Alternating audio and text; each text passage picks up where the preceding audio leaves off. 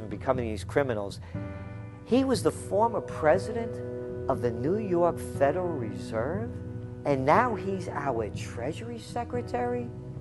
And as we all know, the Federal Reserve is as federal as Federal Express. It's a private bank. And now we've put this guy in charge of it? I mean, can't be Wall Street has hijacked Washington in broad daylight. Every single one of his appointments support the status quo. Every one of his appointments are there to screw the American people. Every single one of his appointments are people who are working to bring down the Republic and the Constitution of this country.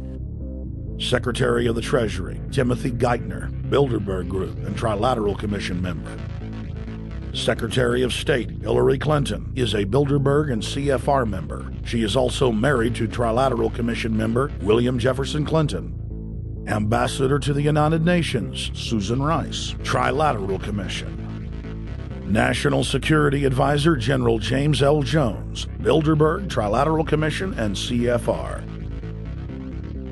Deputy National Security Advisor Thomas Donilon, Trilateral Commission, CFR. Special State Department Envoy Henry Kissinger, Bilderberg Group, Trilateral Commission, and CFR. Chairman, Economic Recovery Committee, Paul Volcker, Bilderberg Group, Trilateral Commission, Council on Foreign Relations. The Director of National Intelligence, Admiral Dennis C. Blair, Bilderberg Group, Trilateral Commission, CFR. Secretary of Defense Robert Gates, Bilderberg Group, Trilateral Commission, CFR.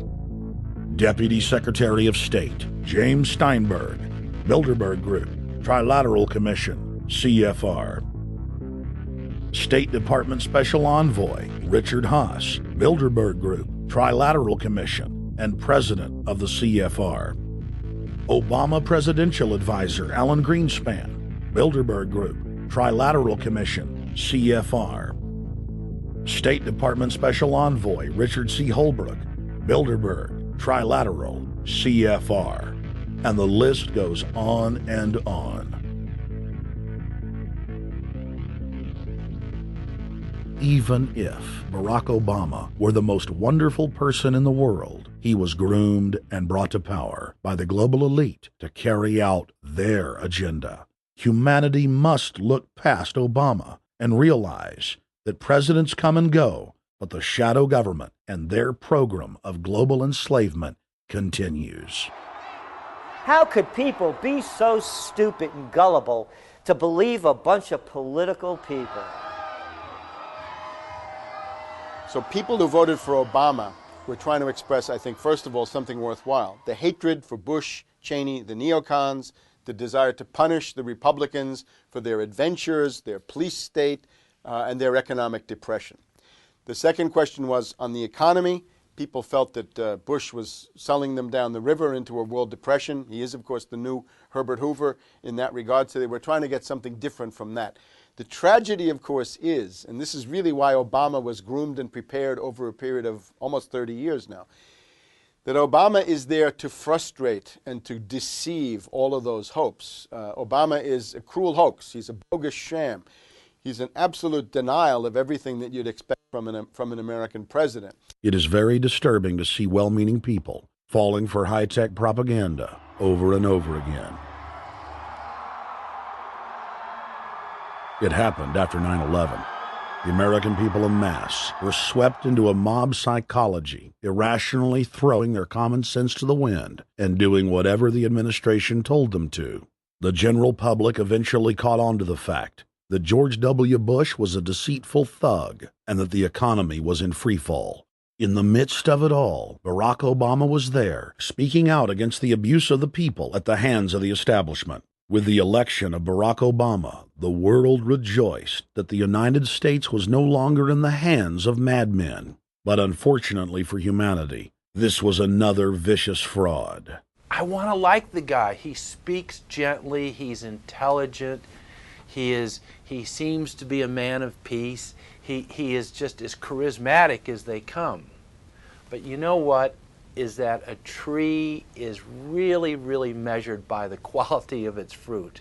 And when you kind of put away all the flowery words, when you put away all the rhetoric, when you put away all the rock and roll music, what he does is what's important for the people of this country, starting with the truth.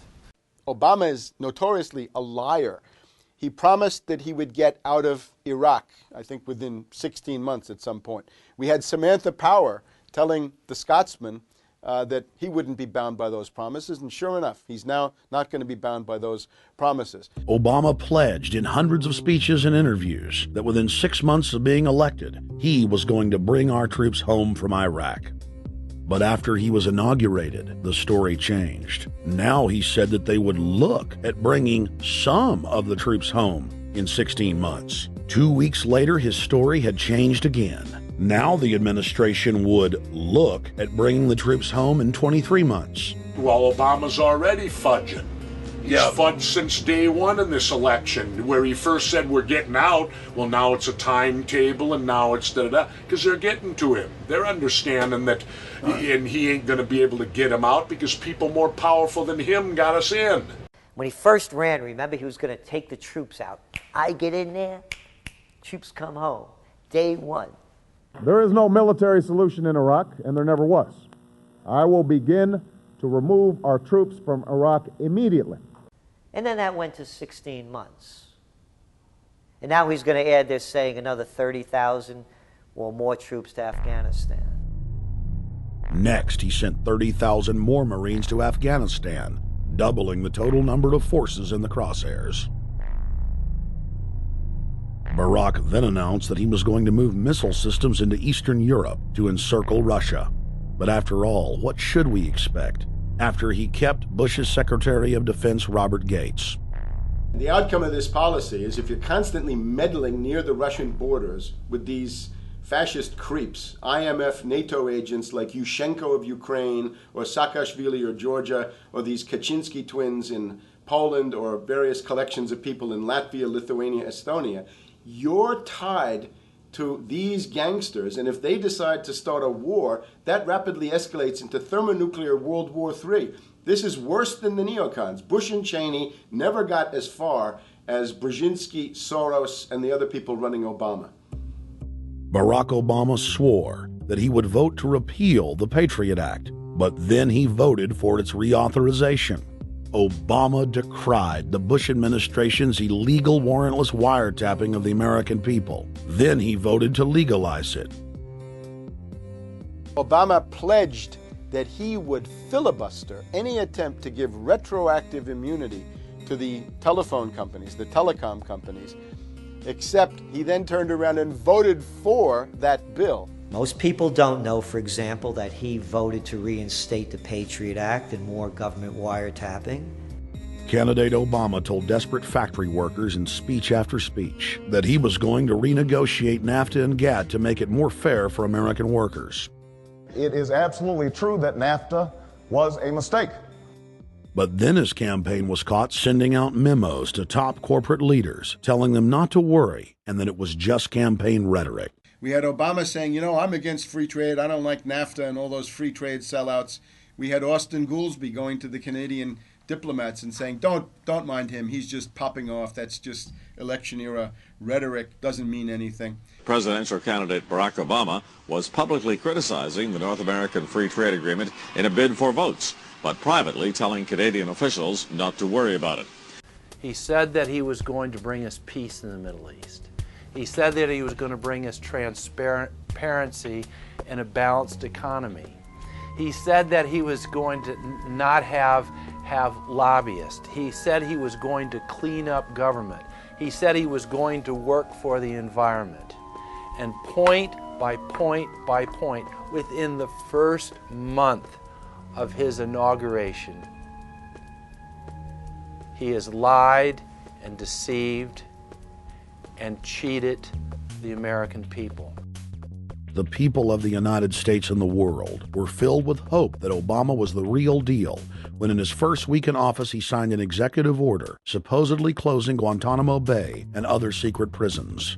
Then the press actually had a chance to read the executive order and were shocked to find that the executive order only said that Obama was thinking about closing Guantanamo in a year. But worst of all,